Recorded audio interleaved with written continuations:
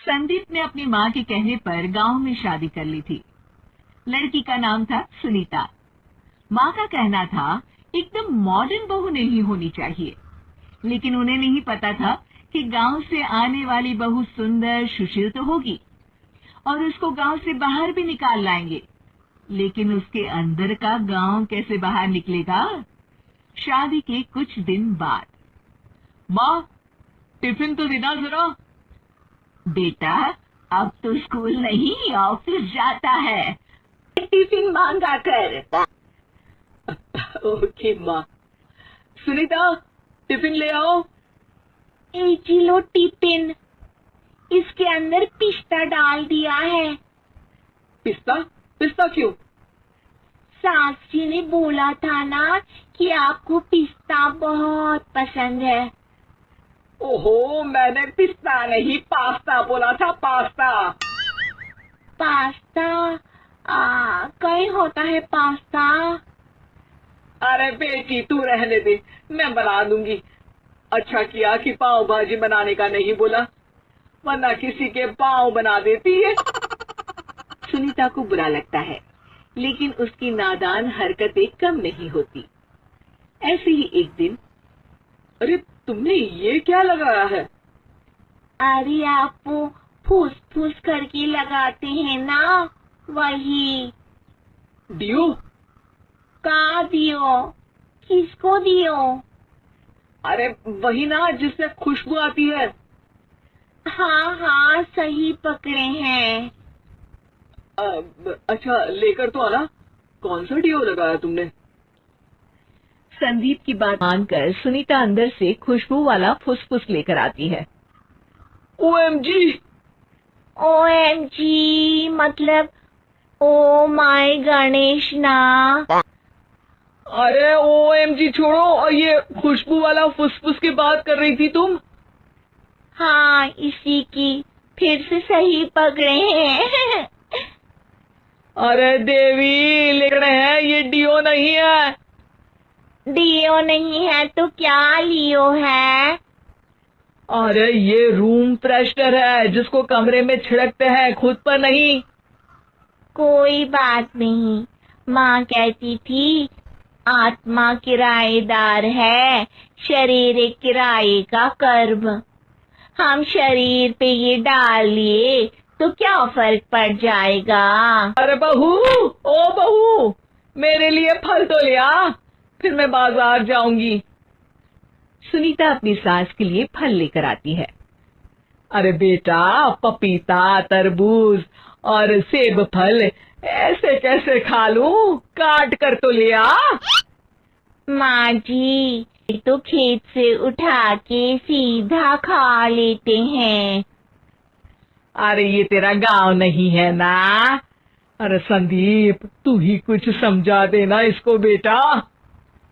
मैं कैसे समझाऊं माँ, ये तो माइक्रोवेव को भी भट्टी बोलती है। हाय कैसे हो तो बोलती है। किसी को हाय नहीं लगानी चाहिए। अरे सुनीता तेरा क्या होगा? अभी तो कैसे बताऊं माँ जी, अभी हम कुछ करेंगे फिर पता चलेगा क्या या लड़की। हे भगवान, कहाँ से आ गई ये? रामपुर से जी, आप ही तो लेकर आए थे मुझे। अरे मुझे माफ कर दो। पहले कोई गलती तो करिए जी, आपकी तो सारी गलती माफ कर देंगे हम। हाँ अरे बहू मेरी बात सुन, फल यानी कि फ्रूट जब भी लाए ना तो काट कर लाना, ठीक है? फल यानी फ्रूट यानी काट के लाऊंगी। सुनीता रोज ही कोई ऐसी हरकत कर देती जिसकी वजह से उसे घर में दो बातें सुननी पड़ती। एक दिन, माँ मेरे बॉस घर पर आने वाले हैं शाम को, उनका बर्थडे है, फैमिली साथ नहीं रहती उनके, तो यही पार्टी कर लेंगे। उनको अच्छा लगा तो शायद मेरा प्रमोशन भी हो जाएगा। मैं ना फ्रूट केक लाकर फ्रिज में रख दूंगी और तेरे साथ आज खाना मैं बनाऊंगी, ताकि जब साहब आए तो खाने में कोई गड़बड़ ना हो। शाम को जब सारी तैयारियां हो जाती है, संदीप के साथ बड़े साहब भी घर आते हैं। फ्रूट केक तो ले आना बहू, फिर खाना खाएंगे। अरे इस सब की क्या जरूरत थी, आपने बुलाया वही काफी है। सर, आपका परिवार शहर में नहीं है तो हम ही आपके परिवार जैसे हैं सर।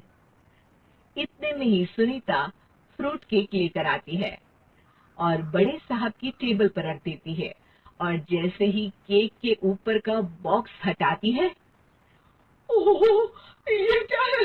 केक तो कटा हुआ है, मैं तो ऐसा नहीं लाई थी। आप मुझे शाबाशी दे सकती है माँ जी, मैंने ही केक काट दिया।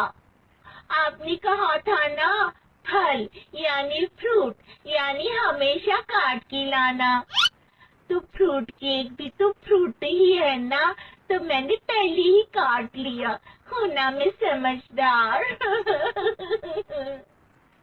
अरे बहू, ये क्या किया?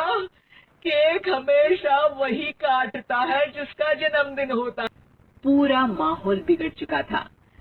संदीप को लगने लगा था कि साहब उसे प्रमोशन तो दूर की बात है, कहीं डिमोशन ना दे दे, लेकिन साहब बीच में ही बोल पड़ते हैं। अरे कोई बात नहीं, ये इनकी बेवकूफी नहीं है, इनका भोलापन है। बेटा आप कहाँ से हो? रामपुर गांव से। अरे वाह, गांव से? फिर तो आपके गांव में ताजे फल और सब्जियां मिलते होंगे। हाँ, सही पकड़े हैं।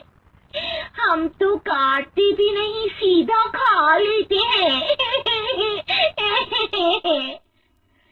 मैं ना एक बार तुम्हारे गांव घूमने जरूर चलूंगा। क्यों संदीप, ले चलोगे ना? मुझे गांव घूमना बहुत पसंद है। बस फिर क्या था, संदीप और सास दोनों खुश हो गए, क्योंकि साहब को सुनीता ने गांव की बात करके खुश कर दिया था। अब संदीप का प्रमोशन पक्का था। शिक्षा, कभी भी किसी भी गलती पर घबराना नहीं चाहिए। हो सकता है कि उस गलती की वजह से आगे बड़ा फायदा हो जाए।